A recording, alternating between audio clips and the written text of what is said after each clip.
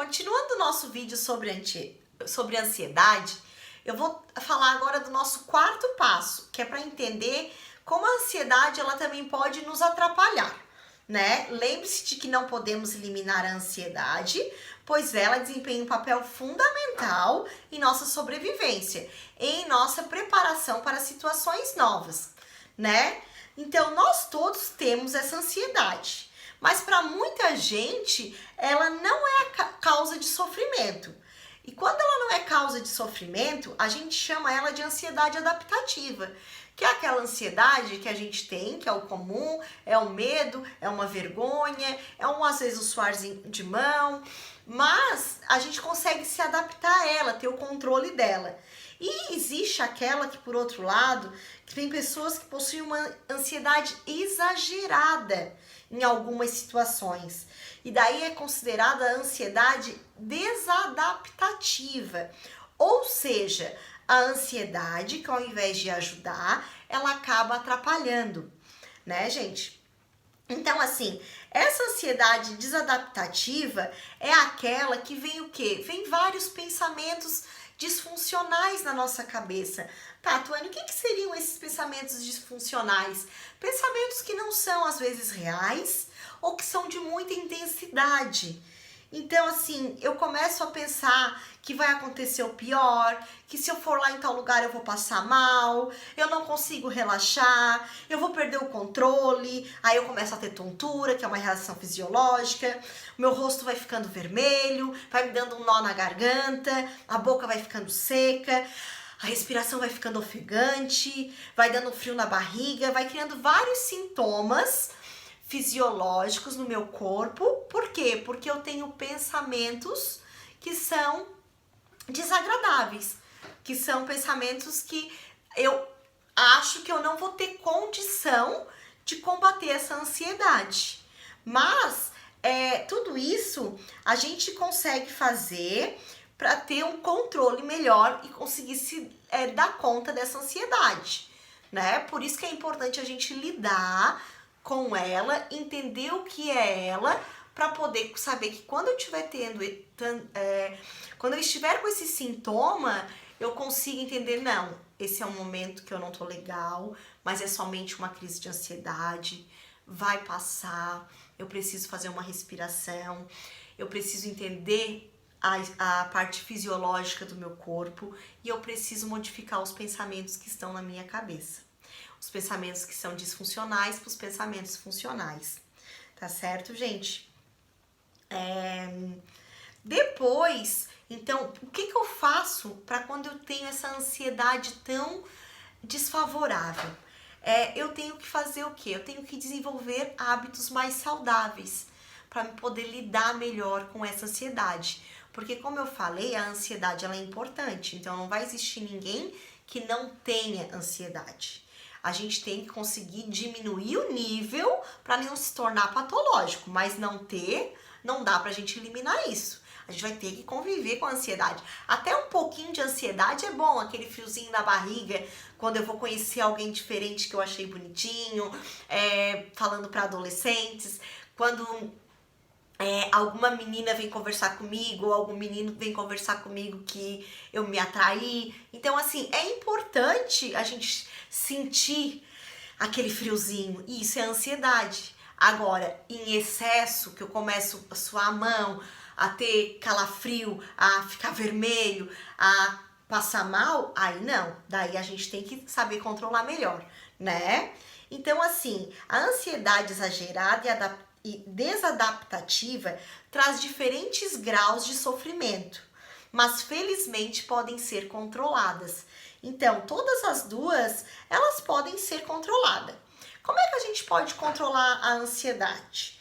A gente pode controlar começando pela alimentação, né? Então, assim, vocês vão pensar que é clichê falar isso, mas uma alimentação saudável, que a gente tenha, coma bastante frutas e legumes, faz com que a gente fique com o nosso corpo mais saudável e automaticamente diminua a ansiedade, né? A gente pode também diminuir a cafeína, porque existem alguns alimentos porque eles fazem com que a gente fique mais ativos e também ansiosos. Então a gente tem que eliminar alguns alimentos que contêm cafeína, que é o café, o chá mate, o chá preto, chocolate, energético, guaraná, refrigerante. Então, assim, a diminuir um pouco substâncias químicas nos alimentos industrializados, tirar o açúcar. Gente, eu sei que não é fácil, mas para quem sofre de ansiedade realmente muito forte, é interessante estar fazendo uma melhora na sua alimentação, melhora no seu hábito de vida saudável, para poder estar diminuindo a ansiedade, tá certo? Outra coisa que é bem importante é o sono. A gente tem que dormir bem e dormir o tempo adequado. Então, assim, não dormir poucas horas de sono à noite, dormir no horário certinho, seguir certinho uma rotina de sono, tanto para ir dormir quanto para acordar, porque tudo isso também faz com que diminua o nosso nível de ansiedade. Nós também temos que o quê? Que ter um lazer. A gente tem que fazer algo que a gente gosta. Porque a partir do momento que a gente faz algo que a gente gosta, que é prazeroso, faz com que a gente se sinta melhor. E a gente diminui também a nossa ansiedade. Então, praticar um esporte, jogar um videogame, conversar com os amigos. Então, assim, é importante também para diminuir essa ansiedade, caso seja muito grande, fazer essa parte também de ter um lazer. Então, o que eu tenho de dica a respeito disso? Vocês tentar fazer de 5 a 6 refeições no dia e daí tentar tirar, nesses dias agora, frituras e açúcar. Por essa semana, para ver se já não diminui para quem tem mais ansiedade. Também tentar ter uma rotina mais meditativa. Ai, Tuane, o que é isso? O que é isso? É assim, utilize o máximo dos seus sentidos neste dia, observando em cada atividade que tu faça as sensações proporcionadas pelo tato, pelo olfato, pela audição, pelo paladar, pela visão, pelo equilíbrio. Então, o que é? Eu prestar mais atenção em mim, no meu corpo e no que eu estou fazendo. A gente chama isso um pouco também de mindfulness, né? Que é uma prática mais até meditativa, aonde a gente se conecta com o quê? Com o nosso corpo. A gente começa a prestar atenção no cheirinho das coisas, se eu tô num lugar onde tenha flores, no cheiro das flores, o tato, o contato com as coisas, o cheiro dos alimentos antes de comer.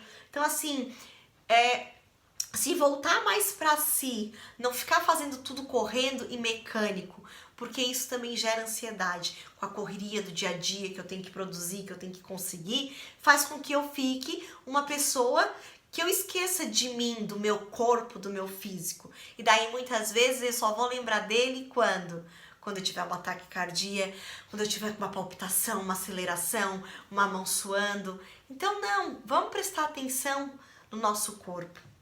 Outra dica é o que? Estimule seu cérebro a novas descobertas. Então, assim, fazer coisas novas no dia a dia. Se eu tô acostumada só naquela rotina, muda alguma coisinha. Treina o teu cérebro para aprender algo de novo. Por quê? Porque também vai diminuir a tua ansiedade. Porque senão tu fica focado pensando só naquelas coisas que às vezes são disfuncionais. Então, tenta aprender alguma coisa de nova. Nem que seja fazer uma cruzadinha, coisinha de palavras cruzadas, ou fazer uma pintura, um jogo novo. Mas isso ajuda a gente também a desviar da ansiedade. E tentar passar menos tempo nos aparelhos eletrônicos, né? A gente às vezes fica muito tempo só no celular ou no videogame. Então assim, vamos ter tempo para cada coisa. Não é fácil, eu sei, mas assim, vamos tentar fazer algo diferente. Não ficar só ou no celular, ou no videogame. Vamos experimentar fazer outras coisas novas também.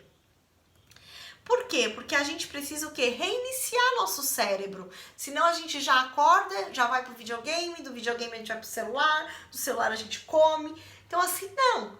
Vamos fazer coisas diferentes. Vamos tentar cada dia buscar fazer uma coisinha diferente. Mesmo que seja pequena, mas fazer. Tá certo?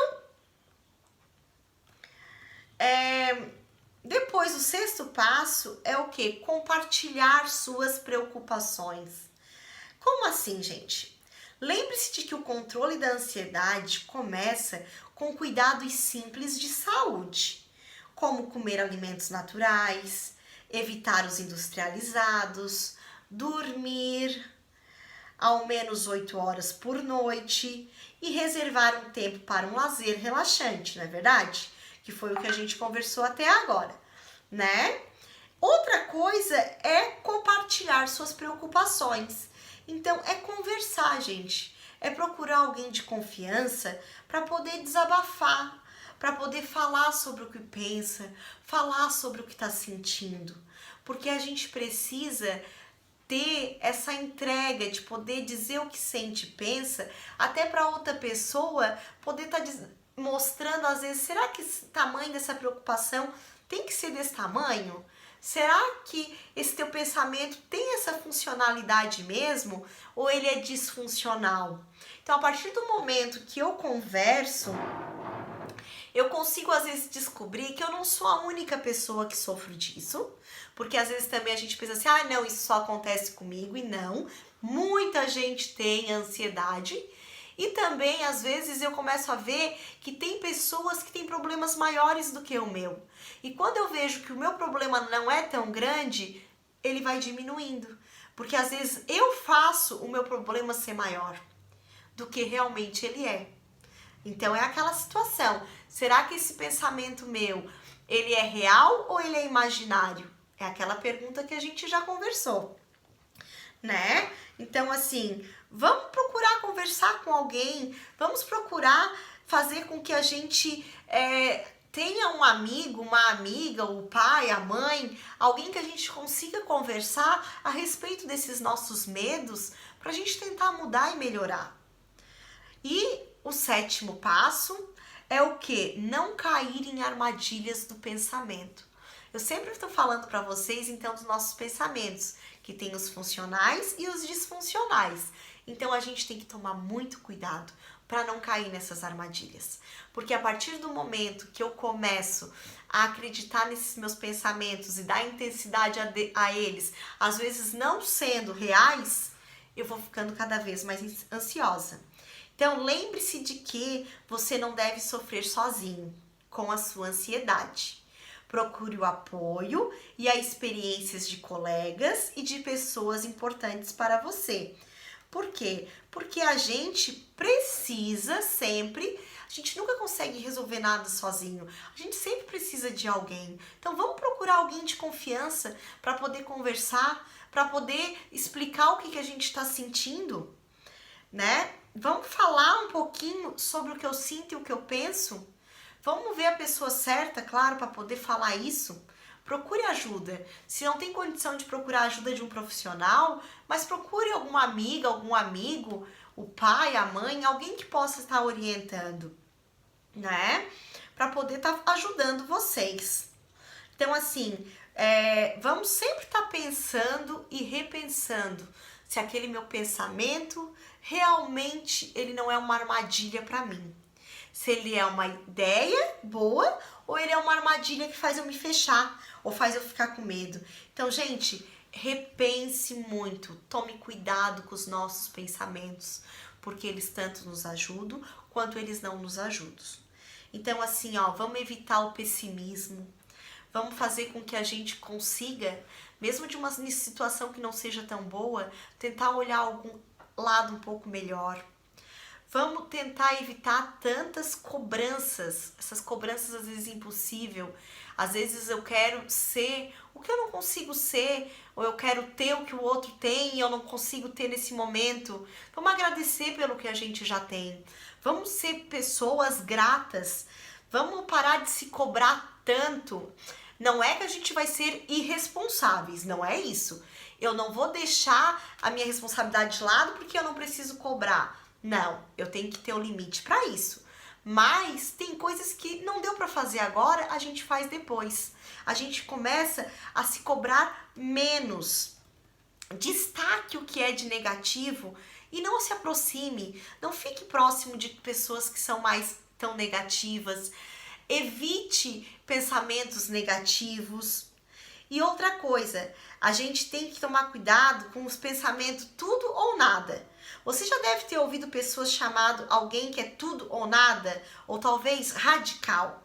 Isso significa que a pessoa em questão não aceita um meio termo, um ponto de equilíbrio, ou seja, gosta dos extremos. E a gente nunca tem que estar nos extremos. O certo é a gente estar o quê? No meio termo. Então,